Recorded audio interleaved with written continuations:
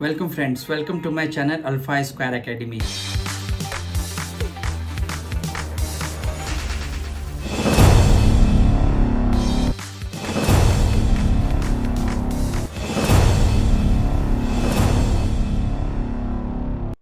Stock market गिर रहा है, उसका रीज़न क्या है? आपने अगर पोर्टफोलियो लिया होगा तो आपका पोर्टफोलियो भी गिर रहा है, इसका रीज़न क्या है और क्या करें, क्या करना चाहिए इस पैनिक सिचुएशन में?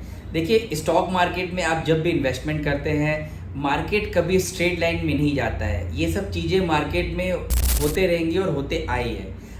पेंडेमिक का सिचुएशन देखिए, उस समय भी मार्केट करेक्ट हुआ, मार्केट में क्रैश आया। आपने अच्छा पोर्टफोलियो बिल्ड किया होगा तो आपने देखा होगा कि आपने 2 से 3 सालों में अच्छे रिटर्न बनाए हैं। इस तरह की जब सिचुएशंस होती है तो मार्केट आपको एक अपॉर्चुनिटी देती है अपने अच्छे स्टॉक्स को बाय करने का एक अच्छे प्राइस पर। अगर आपने कोई अच्छे स्टॉक बाय किए हैं तो आप स्टॉक को एवरेज भी कर सकते हैं। बाय ऑन डिप्स की स्ट्रैटेजी अपनाइए। स्टॉक मार्केट में अगर आप लर्निंग नहीं करेंगे तो आप पैसा नहीं बना पाएंगे। लर्निंग बहुत इंपॉर्टेंट है। Stock market is a very big game, so you have to keep learning every times every situation. Market के हिसाब से ही आपको काम करना पड़ेगा। आप अपने हिसाब से काम नहीं कर सकते हैं मार्केट में। मार्केट जो चाहेगा उसके हिसाब से आपको अपना डायरेक्शन आपको बनाना पड़ेगा। अगर मार्केट चाहता है कि मार्केट करेक्ट हो रहा है और आप बाय ऑन डिप्स करें अपने अच्छे स्टॉक्स को, तो बाय ऑन डिप्स कीजिए। अभी बाय ऑन डिप्स की और एवरेज कीजिए। बड़े बड़े म्यूचुअल फंड कंपनियां क्या करती हैं, आप मुझे बताएं, आपके पास आंसर्स हैं। बड़े बड़े म्यूचुअल फंड कंपनियां भी बाय ऑन डिप्स करती हैं ना? ऐसा तो नहीं है बड़े बड़े कंपनियां बाय ऑन डिप्स नहीं करती हैं। बड़े बड़े कंपनियां, बड़े बड़े mutual fund, institutional investors buy on dips करते हैं। तो आपने अगर अच्छे स्टॉक्स लिए हैं, आपको अपने स्टॉक पे कन्विक्शन है, अच्छे अच्छे स्टॉक्स अभी के समय में बिग बिलियन डे चल रहा है, आप इसको अपॉर्चुनिटी समझिए। स्टॉक मार्केट में ये सिचुएशंस जब आती है, जब मार्केट करेक्ट होता है, और मार्केट में करेक्शन का रीज़न क्या है आप मुझे बताइए। कोई टेक्निकल, दो तरह की मार्केट में हमेशा गिरावट होती है। एक होता है टेक्निकल रीजंस, एक होता है स्ट्रक्चरल चेंजेस। आप मुझे बताइए, स्ट्रक्चरल चेंजेस इंडिया में कुछ हुआ है क्या? कोई डोमेस्टिक इश्यूज है इंडिया में आज की डेट में? There is no domestic issues in India. आप करंट अकाउंट डेफिसिट देखो, इंडिया में अच्छे लेवल पर है। आप फिजिकल डेफिसिट देखो, आप जीडीपी ग्रोथ देखो, आप इन्फ्लेशन देखो। तो 4-5 चीज़ें, यही स्ट्रक्चरल चेंजेस होता है। आप कैपिटल एक्सपेंडिचर देखियो, आप corporate profit to GDP ratio देखो। तो आप इंडिया में कोई इशू नहीं है। ये इशू हो रही है जो कि मिडिल ईस्ट कंट्री में वॉर चल रहा है। अभी के समय में आपको समझना पड़ेगा कि नॉइस को कट करना पड़ेगा। सब लोग वीडियो बनाएंगे, ये बोलेंगे कि आप ये बाय कर लो, आप सेल कर दो। नहीं, ये समय होता है आप अपने अपने अच्छे स्टॉक्स को बाय कीजिए। आपको डिप्स में मिल रहा है, आपको प्राइस अच्छे लेवल, अच्छे स्टॉक्स मिल रहे हैं, इसी से आप पैसा कमाएंगे। फ्यूचर ऑप्शन तो आपने ट्राई कर लिया है, आपने किया कि नहीं किया? फ्यूचर ऑप्शन आपने ट्राई किया ना? फ्यूचर ऑप्शन में क्या आपको मिला? आपको फ्यूचर ऑप्शन में आपने अच्छे अच्छे लोगों ने, किसी ने पैसा नहीं कमाया फ्यूचर ऑप्शंस में। ये इक्विटी है, आपको इक्विटी को समझना पड़ेगा। ये एक मार्केट एक अपॉर्चुनिटी दे रहा है कि अच्छे स्टॉक्स को बाय कीजिए आप। अब मिडिल ईस्ट में, इजराइल में, ईरान में प्रॉब्लम है। इसके बीच में क्या हो रहा है? इसके बीच में सबसे बड़ी रीज़न ये है कि अगर ईरान क्या है, अगर ऑयल फैसिलिटीज़ में अटैक करता है तो ऑयल प्राइस शूटअप होगा। ऑयल प्राइस शूटअप होगा तो पूरे वर्ल्ड में कैस्केडिंग इम्पैक्ट बनेगा, इन्फ्लेशन लेवल हाई होगा। क्योंकि ऑयल का प्राइस अगर बढ़ेगा तो सारी चीज़ें प्राइस बढ़ेंगी, आम जनता पर भी इसका बोझ आता है, कॉर्पोरेट प्रॉफिट पे भी, सब कुछ एक कैस्केडिंग इम्पैक्ट होता है। तो मार्केट इससे डरा हुआ है। इसमें आप और मुझे क्या करना चाहिए? आपके हाथ में कुछ नहीं है ना। अथॉरिटीज़ बैठी हैं ये सब चीज़ें देखने के लिए।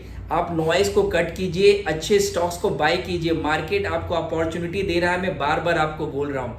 आप देखेंगे कि जैसे ये वॉर का थोड़ा सबड्यूड होगा, रशिया के बीच में भी वॉर होता था, बीच में भी रशिया और यूक्रेन में क्या हुआ उसके समय, तो ये सब चीज़ें मार्केट कुछ दिन इस न्यूज़ को भी डिस्काउंट कर लेगा और यहाँ से मार्केट आगे बढ़ेगा। इंडिया एक ऐसे स्वीट स्पॉट पर है जहाँ पर ग्रोथ मैसिव है, अग्रेसिव ग्रोथ है। यूएस जो इकोनॉमी है वो ऑलरेडी ग्रोथ का, ये 20 साल पहले यूएस में, जो इंडिया आज जिस पाथ पे चल रहा है, यूएस सेम पाथ पर 20 साल पहले था। आप इंडिया की ग्रोथ स्टोरी पर आप बिलीव कीजिए, अच्छे स्टॉक्स को बाय कीजिए, पैनिक मत कीजिए। पैनिक का समय ही नहीं है। पैनिक का समय कब होता है? जब कुछ स्ट्रक्चरल डैमेज हो इंडिया में, कुछ पॉलिटिकल चेंजेस हो जाए, करंट अकाउंट डेफिसिट बढ़ जाए, इन्फ्लेशन शूट अप हो, फिस्कल डेफिसिट में प्रॉब्लम हो, जीडीपी ग्रोथ नहीं होना, ये सब चीज़ें जब हो तो एक आपको लगेगा कि स्ट्रक्चरल चेंजेस हो रहे हैं। अभी के समय में क्या है, आपको मार्केट में जब रिटर्न मिलता है तो आप कुछ भी सोचते नहीं है, मार्केट गिरता है तो आप सोचने लगते हैं स्टॉक को निकाले। इस तरह से आप मार्केट में पैसा नहीं बना सकते। अगर आपको बड़ा पैसा बनाना है तो मार्केट के हिसाब से ही चलना पड़ेगा। मार्केट सबसे इंपॉर्टेंट है, ये जान लीजिए, मार्केट सर्वोपरि है, मार्केट सुप्रीम है, मार्केट में सबसे ज़्यादा पावरफुल है। मार्केट चाहता है कि मैं करेक्ट हो रहा हूँ और आप मुझे बाय कीजिए, तो आपको बाय करना। मार्केट चाहता है मैं ऊपर जाऊँ और ऊपर लेवल में आप सेल कीजिए, तो आप सेल कीजिए। प्रॉब्लम रिटेल इन्वेस्टर्स का क्या है मैं बताऊँ। प्रॉब्लम रिटेल इन्वेस्टर्स का ये है कि मार्केट जब ऊपर जाएगा तो बोलेंगे मार्केट ऊपर जा रहा है।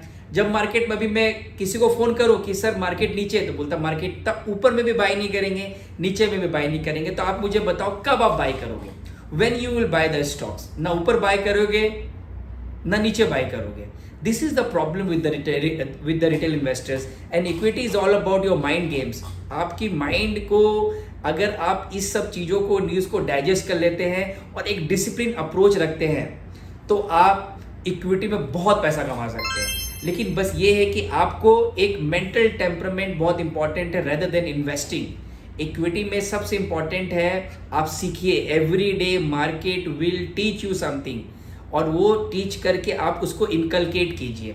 किसी के बात से सुनकर आप स्टॉक निकाल रहे हैं कि वॉर आपके हाथ में है, वॉर रोकना आपके हाथ में नहीं है, अथॉरिटीज बैठी है ना, तो वो सब चीज़ें सब समझ जाएगा। मार्केट यहाँ से आगे बढ़ गए, पहली बार ऐसा वॉर के न्यूज़ थोड़ी ना है। अभी हर 2-3 महीने में आप देखोगे एक वॉर का न्यूज़ आता है। हर 1-2 महीने में कोई ना कोई कंट्री डिस्टर्ब होती है और उसका एक कैस्केडिंग इम्पैक्ट पूरे वर्ल्ड के इकोनॉमी में होता है। तो कोई प्रॉब्लम नहीं है। ब्रेंट क्रूड का प्राइस जो है 70 से 78 पर बैरल हो गया है। ऑब्वियसली अगर यहाँ से और आगे बढ़ता है तो इंडिया जैसी कंट्री, इंडिया ऑयल को इंपोर्ट करती है तो इंडिया के करंट अकाउंट डेफिसिट पे हिट होता है। बट इंडिया ने काफ़ी ऑयल रिजर्व्स करके रखा है। जब रशिया और यूक्रेन में वॉर हुआ तो आपको पता होगा कि उस समय कोई भी कंट्री ऑयल नहीं ले रही थी रशिया से, बट इंडिया ने ऑयल काफ़ी लिया रशिया से। तो बहुत अच्छी एक डिप्लोमेटिक मूव थी इंडिया की उस समय में। तो इंडिया के पास ऑयल रिजर्व्स है। अभी करंट अकाउंट डेफिसिट अच्छी है, फिस्कल डेफिसिट ऑल टाइम लो पे इन्फ्लेशन चल रहा है, मार्केट कैप टू जीडीपी थोड़ा हाई है। अगर वैल्यूएशन पर्सपेक्टिव से देखेंगे तो कोई ऐसी दिक्कत नहीं है मार्केट में, कोई स्ट्रक्चरल डैमेज नहीं है। बाय ऑन डिप्स की स्ट्रैटेजी कीजिए, बिल्कुल मत डरिए। ये पहली बार नहीं हुआ स्टॉक मार्केट में। अगर आप काफ़ी पुराने हैं तो आप समझ सकते हैं कि ये सब चीज़ें होती रहेंगी। हमें आप क्या कर सकते हैं, हम और आप अच्छे स्टॉक्स को बाय कर सकते हैं। अगर आपने कोई स्टॉक लिया तो बाय ऑन डिप्स भी कर सकते हैं, सब कुछ कर सकते हैं, स्टॉक मार्केट में पैसा बना सकते हैं। तो बिल्कुल डरने की बात नहीं है। आशा करता हूँ ये वीडियो आपको अच्छी लगी होगी। अच्छी लगी तो आप चैनल को सब्सक्राइब कीजिए और टेलीग्राम चैनल का लिंक भी मैंने डाल दिया है जहाँ पे मैं मार्केट का अपडेट्स देता रहता हूँ। मिलते हैं नेक्स्ट वीडियो में। Thank you.